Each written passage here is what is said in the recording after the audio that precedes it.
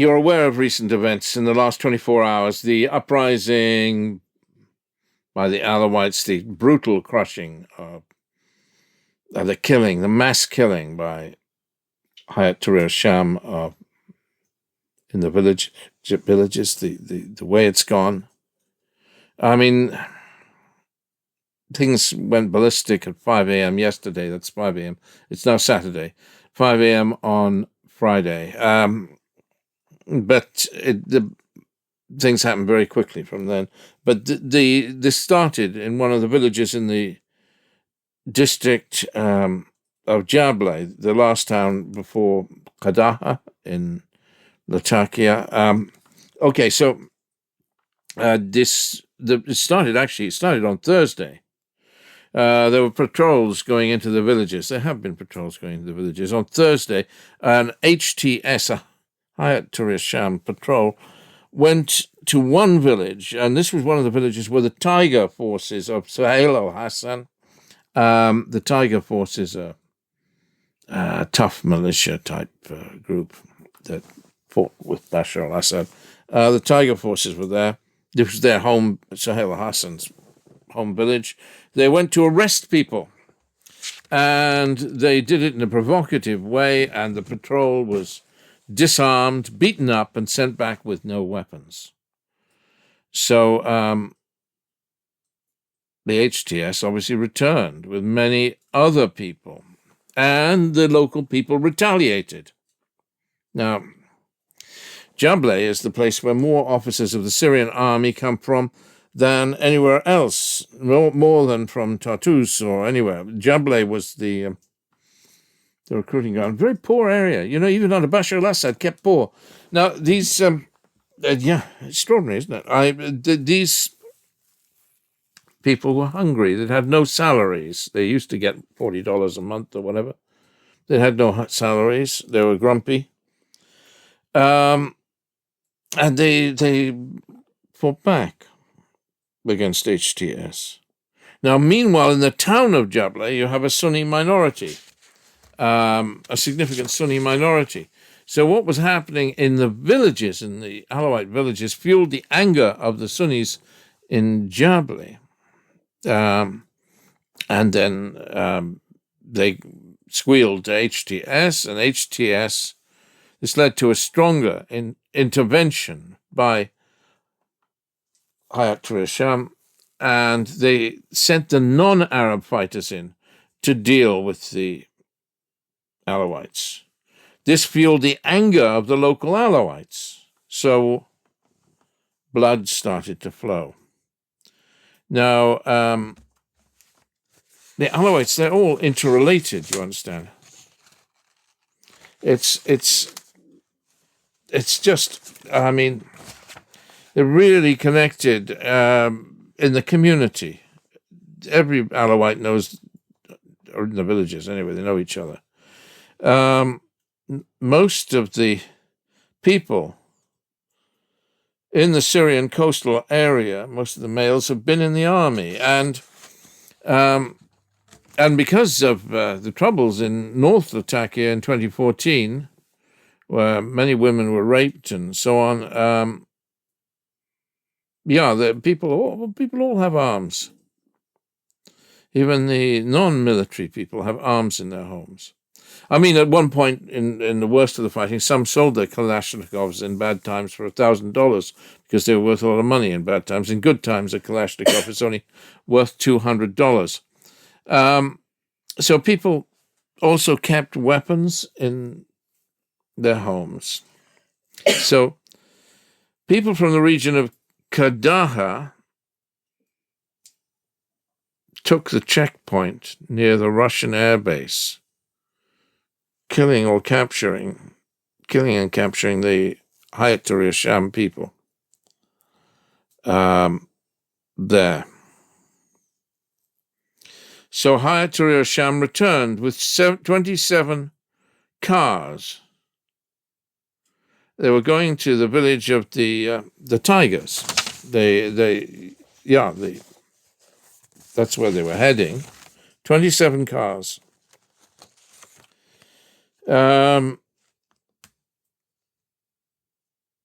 and they were massacred because they were ambushed.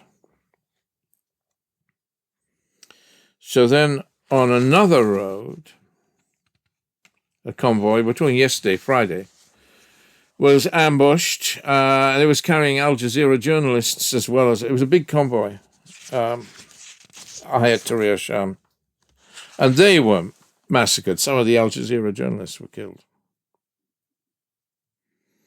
Now, at the same time, the Nawal, I'm just misreading my own notes. The Naval Artillery School was also taken by the Alawites. I mean, fueled by these HTS patrols and the anger against the HTS patrols. The Alawites rising up. They took the Naval Artillery School, which is nothing major, just 60 soldiers from Jilani's people, but they captured them. We're now at 1 p.m. yesterday.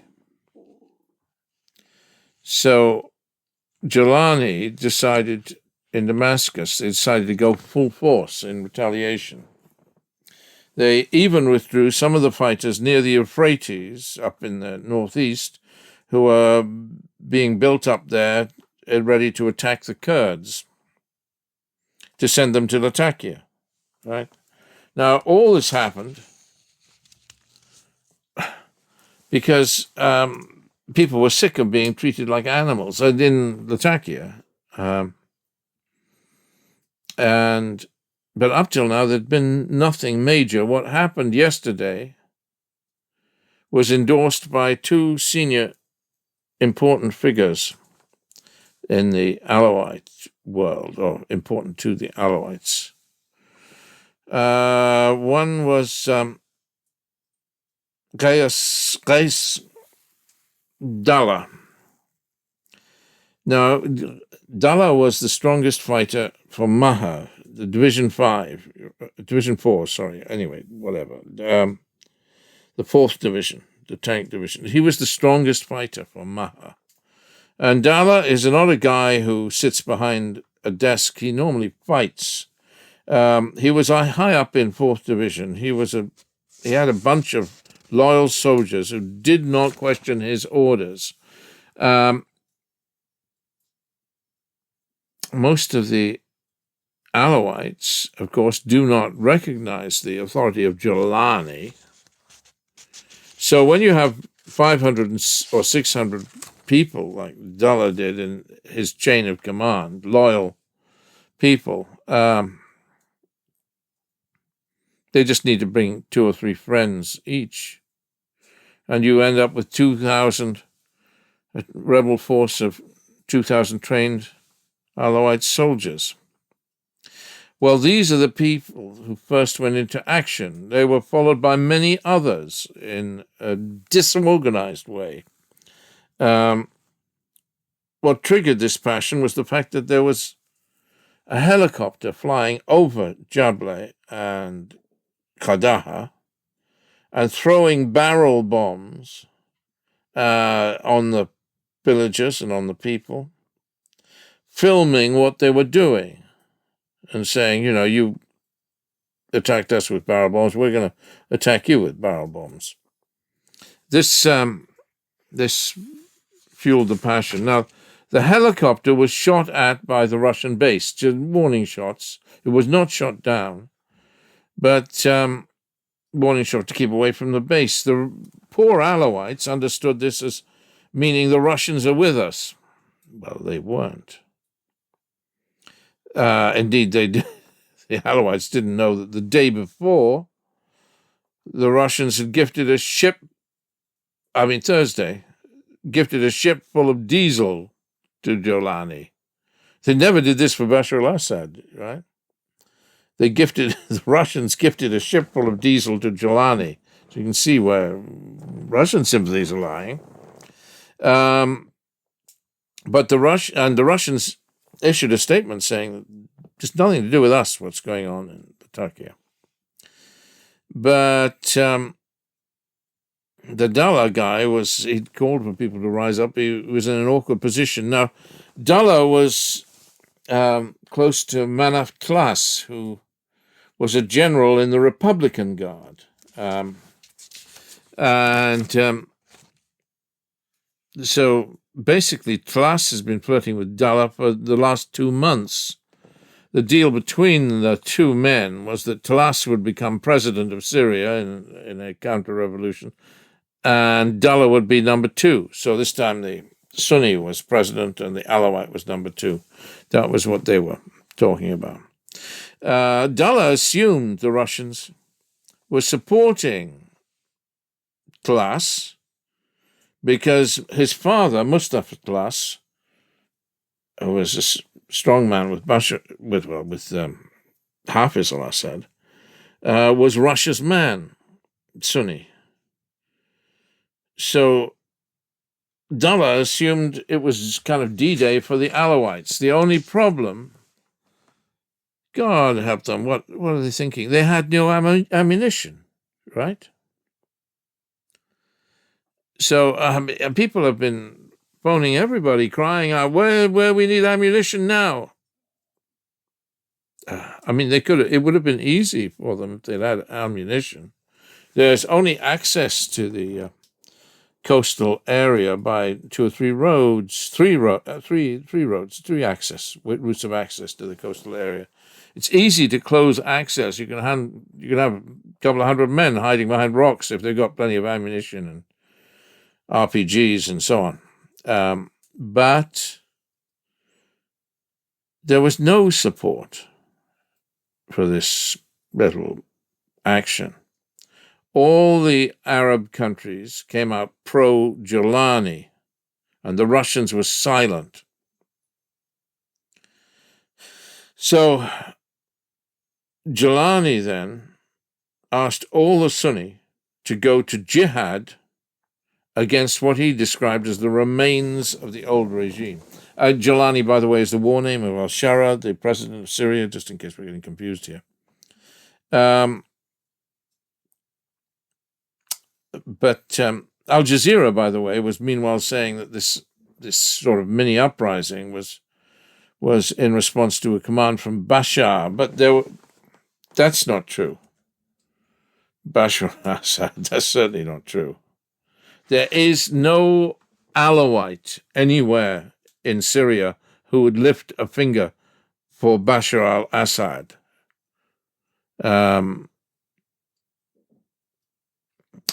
But the Alawites were still holding some areas, as HTS responded yesterday, today. But they had HTS prisoners. But Jilani said, and they're saying, let's swap the prisoners. And Jilani says, you can keep the prisoners. We don't want them back. Oh, tough guy. I shouldn't smile. The events this is leading up to are absolutely horrifying. So what happened now?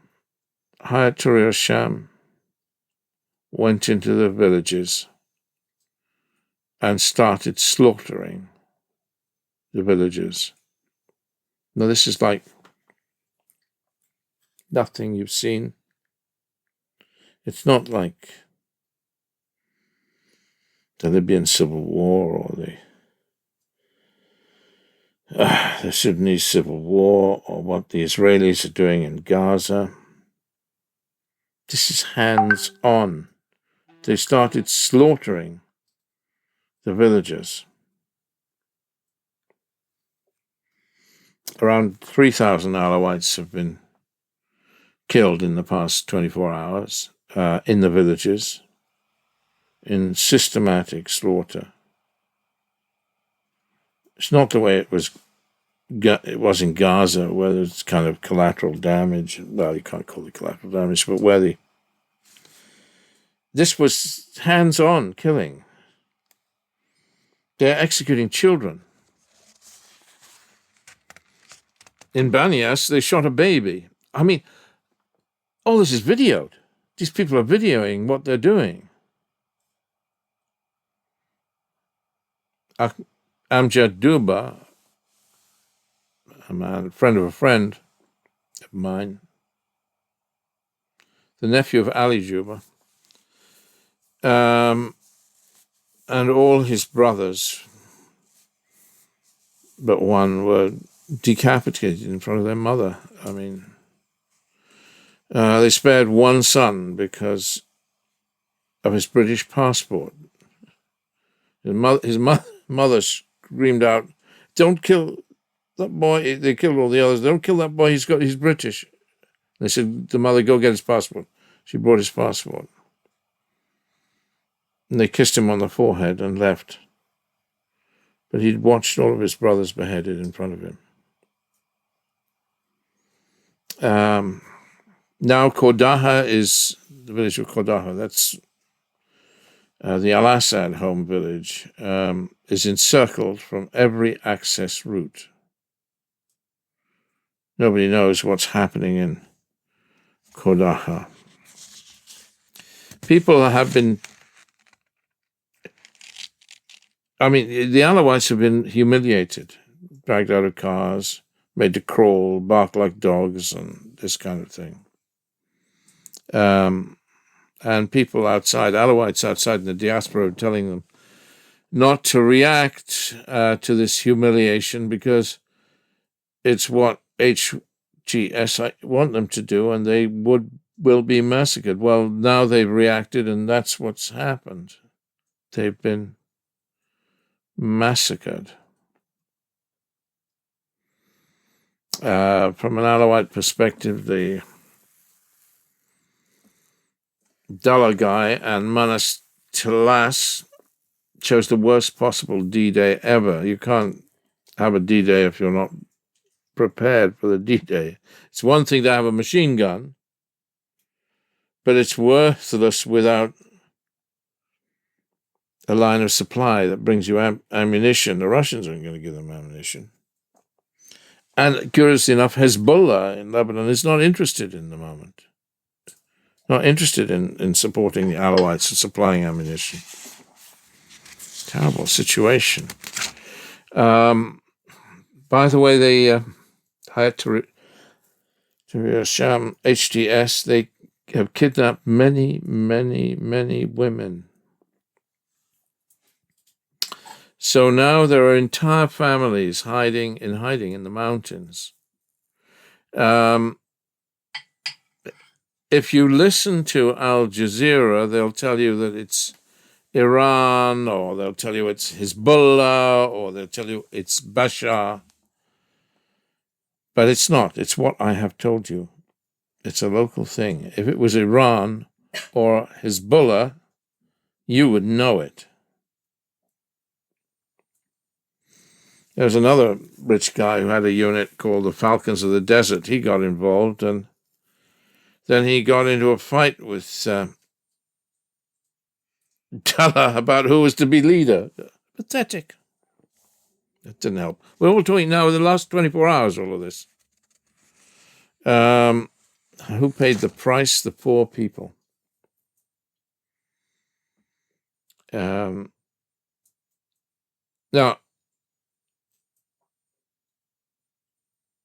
I'm just going to quote an Alawite guy, because I've spoken. One of the Alawites I spoke to, he said,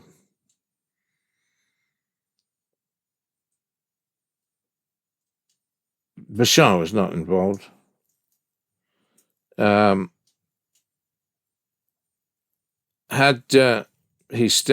stayed home on December the 8th, when all this erupted.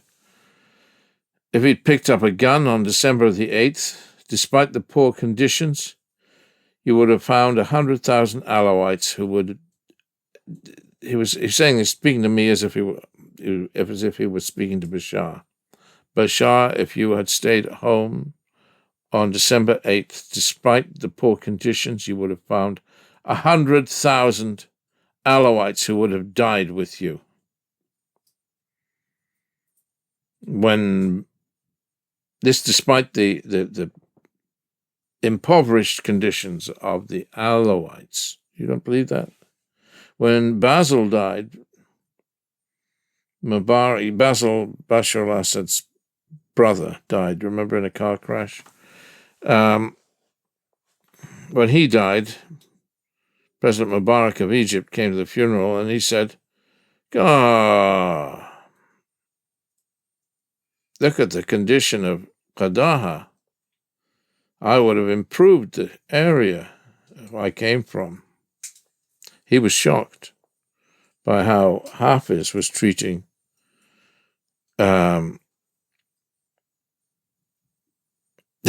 Hafiz was treating the Alawites. The Alawite I was just talking to a moment ago said to me, well, they wanted the Alawites to remain poor and fight like gladiators. Look, many people have died in the past 24 hours or so. And where's Manatlas? He's in Paris, chilling. And where's Dalla, who called for all this? He's in Lebanon, chilling. And the other guy, the guy who's, I forget the name anyway, but the guy who's head of the other group. The Falcons of the Desert, for God's sake. He's in Lebanon, chilling. They're not. Meanwhile, nobody cares what happens to the Alawites. HTS, by the way, killed the second highest cleric for the Alawites and threw his body out like a dog. Again, I'm going to quote Alawite verbatim, an Alawite friend verbatim. They keep on saying, we are the remains of the old regime. We are not. We have been abandoned by the old regime. We are the enemies of Jelani and the old regime. I think Bashar, if he walked in any Alawite neighborhood today, he'd need an American regiment to protect him. They feel hugely betrayed by Bashar al-Assad. The slaughter is taking place now. The slaughter is unprecedented. The slaughter is brutal. One person, next person, village by village. Mass murder. Now, at this moment.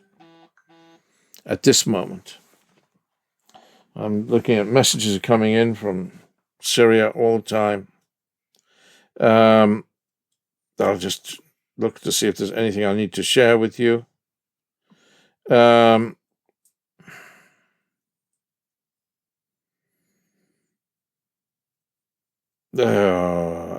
many messages. Hanadi Zalut, Syrian the activist opposed to the Assad government. Her family were targeted in the Syrian coastal region today. She was, all of her brothers, Ahmed Jalut, Abdul Mohsen Jalut. All of this. I mean, it's just horrible what's happening. What's happening is horrible, absolutely horrible, and I can't.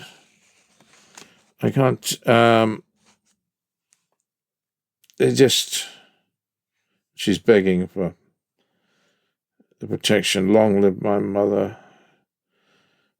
Syria, I give you my life. Why did you take from me the light of my eyes, my heart, and my soul? No innocent person died in Syria without me raising his name and demanding accountability for those who killed him, no matter what his sect was or a killer was. Where are you, my Syrian sisters? Where were you when they killed my family? Her family have just been killed. That's a famous Syrian activist, Hanadi Zalut. I mean, it's the story of one of hundreds and hundreds and hundreds, that are being massacred at this moment.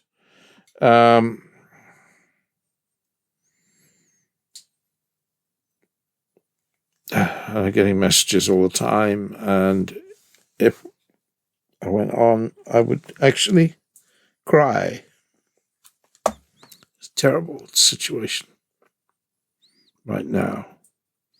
What justifies? You know the chain of events, but does it justify mass murder? You tell me that. Mass murder on a colossal scale and slaughter. What do you think? Who is this man, Shara? God forgive him. Not right. It's not the way to make a better tomorrow for Syria, in my view. I'm sorry. It's not an appropriate way for a civilized human being to behave. This is barbaric. Barbarism. Okay. I'm sorry to bring you such a sad report from Syria today.